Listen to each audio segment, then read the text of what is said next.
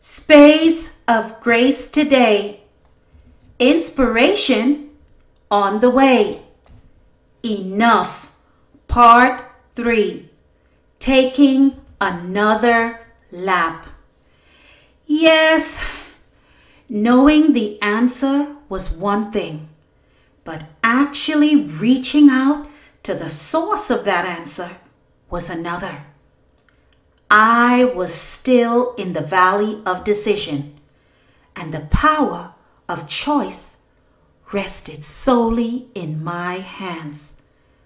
God remained on the sidelines, ready, willing, and able to help me if at any time I chose to be free. I had the power to choose to cry out to Him for His help. God was not going to interfere in any way, as the responsibility to choose was totally up to me. Romans 6, verse 16.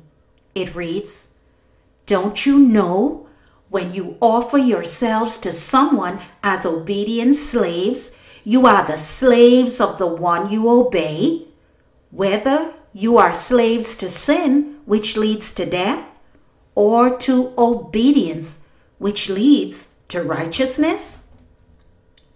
In part 2, we took a front row seat as the first lesson unfolded on the pathway to freedom. This lesson required that I take off the mask and be willing to come out of the game and face the truth. Depending on the choices that we make, our life experiences can become a merry-go-round, bringing us back to the breakdown location, the pig's pen, again and again.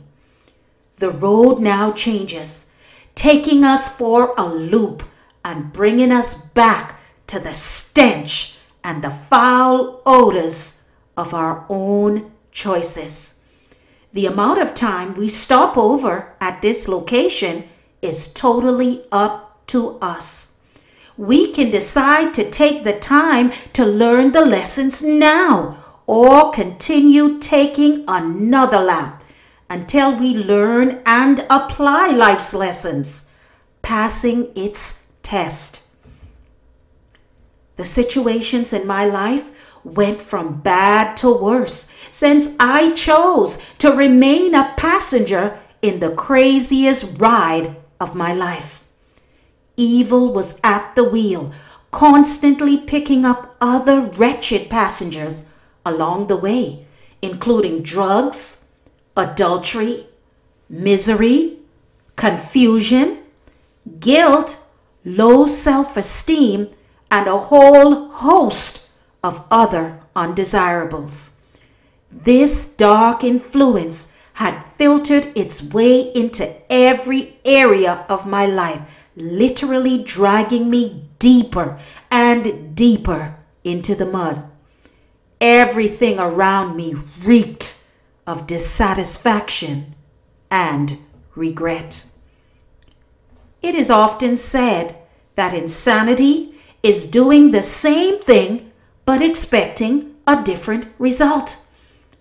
Make no mistake, dear friends, the voice of truth was calling out to me, showing me that I was a part of my own problem. Even though I was at the point of misery and discontentment, I was still kicking and screaming, unwilling to give up. Dear friends, I can personally tell you that life is a lonely, miserable place without Jesus Christ at the wheel. Today, I strongly charge you not to let procrastination rob you of the opportunity to be free. The truth is, the change must start with the one in the mirror. Today's reflections. Deuteronomy 30, verse 19.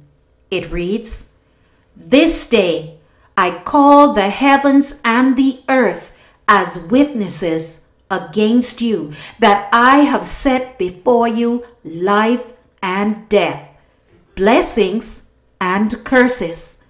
Now choose life, so that you and your children may live. He that hath an ear, let him hear what the Spirit is saying unto his church. This is your inspiration on the way.